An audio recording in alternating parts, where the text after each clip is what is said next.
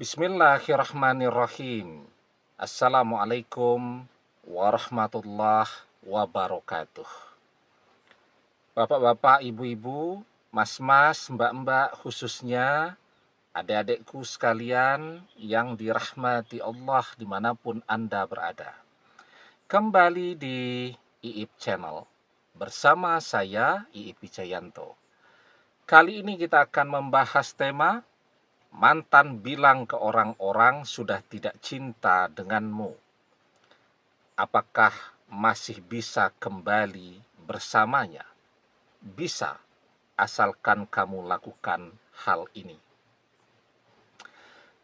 Saya baca di komen ya, mantan bilang ke orang-orang sudah tidak cinta.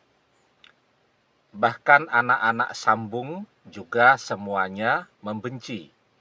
Ya, padahal dia masih sangat cinta, apakah masih bisa kembali kepada mantannya? Nah, ini mantan mantan suami atau mantan istri ya, kalau ada anak sambung di sana. Jadi, kenapa mantan bilang ke orang-orang bahwa dia sudah tidak cinta? Ini yang menarik nih ya. Kita beberapa kali sudah membahas. Ada namanya gejala akismes. Akismes itu adalah keadaan psikologi seseorang berupa dorongan untuk menolak sesuatu yang amat sangat dia inginkan. Kita lapar, ditawari makan, tapi kita merasa malu, merasa gengsi. Maka ketika ditawari makan, kita akan menjawab, terima kasih, saya masih kenyang, padahal laparnya luar biasa. Ya, kita nunggu angkot, ya, angkutan kota atau angkutan umum. Belum lewat-lewat juga, sementara sudah dekat masuk jam kerja. Kalau angkutan umum tadi tidak segera datang, kita pasti terlambat. Tahu-tahu ada tetangga kita, ya, naik sepeda motor atau bawa mobil, nawari, ayo bareng aja, kan tempat kerjanya juga tidak terlalu jauh. Butuh banget tuh kita, pengen banget. Tapi karena gengsi, karena malu, kita menolaknya. Nggak apa-apa kok, lagi pengen santai nih, tidak buru-buru. Padahal kita tahu persis kita akan terlambat sampai ke tempat kerja. Nah, begitu juga dalam cinta, bilang sudah tidak cinta kemana-mana. Ya, itu justru pertanda jika dia masih sangat mencintai.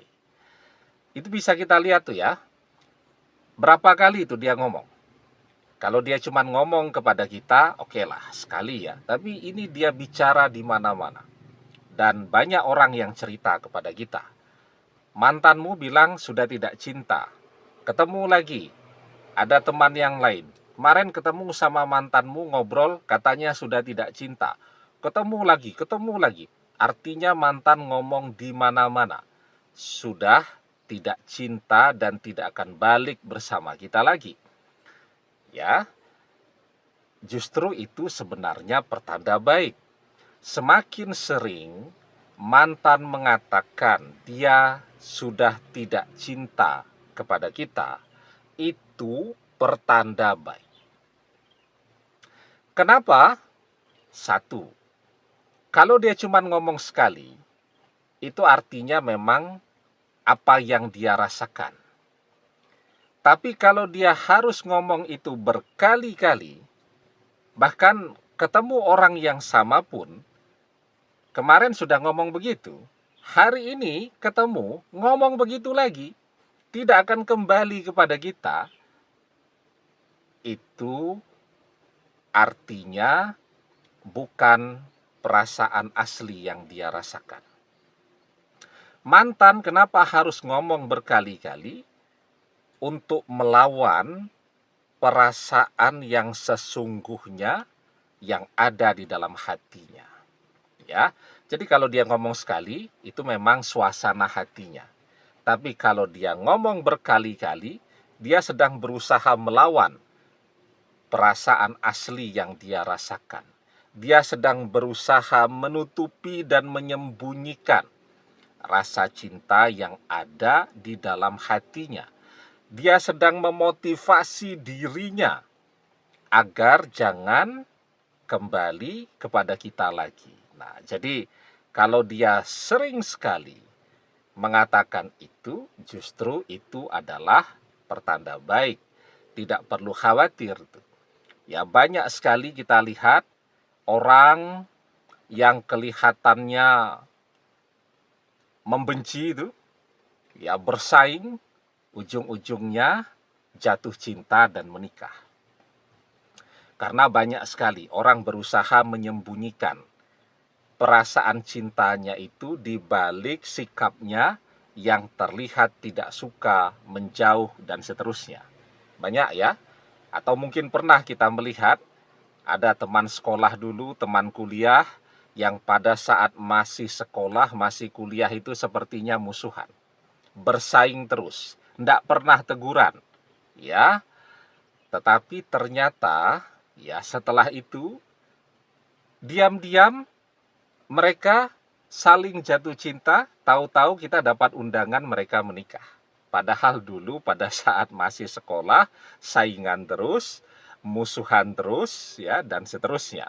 Nah, jadi memang banyak sekali orang yang berusaha menyembunyikan perasaan cinta itu di balik topeng sikap yang tidak suka tadi. Nah, jadi kenapa mantan mengatakan demikian? Ya, kemana-mana, ketemu siapa saja, bilang sudah tidak cinta, tidak cinta, tidak cinta. Ya karena itu tadi, orang kalau tidak cinta, maka orang yang sudah dia lupakan itu sudah tidak ada lagi itu di dalam hati dan pikirannya. Ya paling sisa-sisanya saja, tapi tidak dominan. Tapi kalau dia bilang selalu membicarakan kita kemana-mana, itu menunjukkan bahwa kita masih ada di hati dan pikirannya, bahkan sangat dominan. Karena manusia itu akan paling sering ya mengatakan sesuatu yang paling dominan di dalam hati dan pikirannya. Misal orang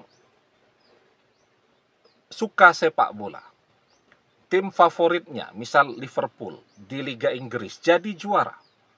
Hatinya bahagia, pikirannya memikirkan, ketemu siapa saja, dia akan selalu ngajak ngobrol tentang Liverpool. Ya, ketika mantan selalu membicarakan kita, artinya kita sangat dominan di hati dan pikirannya. Karena dia selalu memikirkan kita, karena kita selalu ada di hatinya, maka jadilah dia kemanapun membicarakan kita, ngerasani kita, dan seterusnya.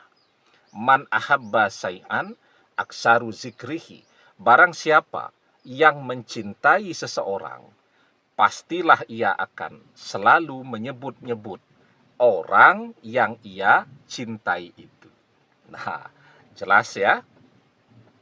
Sekarang pertanyaannya, apakah masih mungkin mantan kembali? Nah, sebelum kita bahas lagi lebih jauh, insya Allah tanggal 17 Mei, hari Sabtu, jam 9.30 sampai jam 12 kita ada webinar. Ya. Nah, nanti temanya ini banyak sekali dialami oleh orang-orang yang mencintai seseorang atau ingin mantannya kembali, sudah berdoa selama berbulan-bulan tapi belum ada tanda-tanda mantan akan kembali. Lakukan 3 hal ini untuk mempercepat doa terkabul. Nanti info dan pendaftaran chatting WhatsApp di nomor official kita yang ada di bawah ini ya. Nanti teman-teman Yang mau tanya-tanya, mungkin di luar temanya pun boleh. Yang mau curhat juga boleh, yang mau berdoa bersama-sama agar mantannya kembali juga boleh. Semoga mustajab ya kalau berdoa bersama-sama. Amin. Nah, tadi sudah jelas ya, kenapa mantan selalu ngerasani kita di mana-mana. Jadi, apa yang mantan bicarakan itu, apakah dia suka, apakah dia benci, apakah dia sudah tidak cinta, tidak apa-apa, apapun temanya, ya. Tetapi selama dia selalu membicarakan kita, itu artinya bahwa kita sangat dominan di hati dan pikirannya. Dia selalu memikirkan kita, ya. Dan ketika dia amat sangat sering mengatakan tidak cinta, itu menunjukkan bahwa dia sedang berusaha melawan perasaan cinta yang ada di dalam hatinya kepada kita. Nah, sekarang apa yang bisa dilakukan ketika kita menginginkan mantan kembali? Sementara tadi kan, tidak cuma mantan, anak-anak sambung juga misal sudah membenci kita. Yang pertama yang harus kita lakukan, ini prinsip, ya. Kita minta kepada Allah agar mantan menjadi jodoh kita fid dunya wal akhirah. Ya.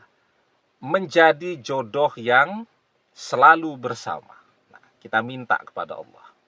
Karena yang namanya jodoh, apalagi tadi kan, mantan sudah punya jodoh sebelumnya, sudah punya anak sambung. Berapa tahun mereka menikah, misal 5 tahun. Bercerai, artinya jodohnya dengan mantannya terdahulu 5 tahun. Setelah itu menikah, lagi dengan kita, misal 5 tahun. Nah, artinya kan jodoh itu seperti itu. Nah, kita minta kepada Allah agar mantan ini sekarang menjadi jodoh kita fid dunya wal akhirah.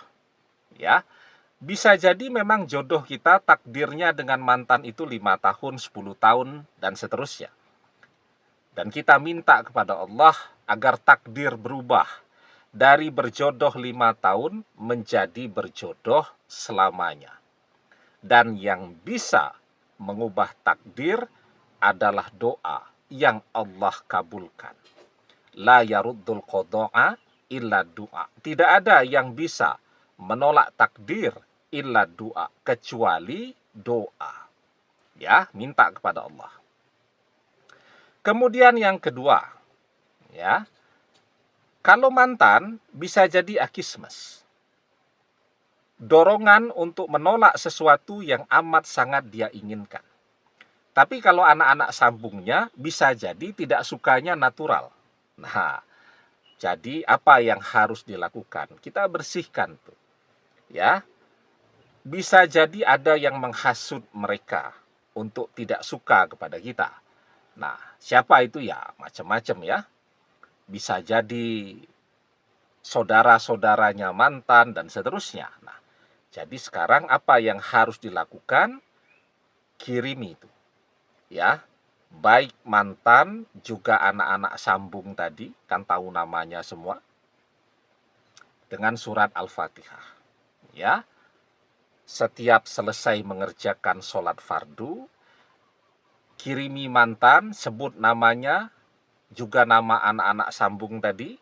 Nah, kita kirimi dengan surat Al-Fatihah 7 kali setiap selesai mengerjakan sholat fardu, agar rasa tidak suka, kebencian, dan seterusnya yang ada di dalam hati mereka bisa bersih kembali. Ya. Kemudian yang ketiga nih, biasanya orang akan datang kepada kita termasuk mantan jika dia butuh. Ya, termasuk anak-anak sambung tuh. Dia akan datang kepada kita kapan? Kalau mereka membutuhkan sesuatu. Ya, tentu kan lebih mudah untuk minta bantuan kita yang sudah mereka kenal daripada minta bantuan kepada orang yang baru mereka kenal atau belum mereka kenal sama sekali. Nah, ini juga penting nih. Ya, kalau kita habiskan pikiran kita untuk memikirkan cara kembali kepada mantan, rugi waktunya. Nah, maka sekarang kita bangkit, ya. Kita fokus kepada apa yang sudah kita kerjakan pada saat ini.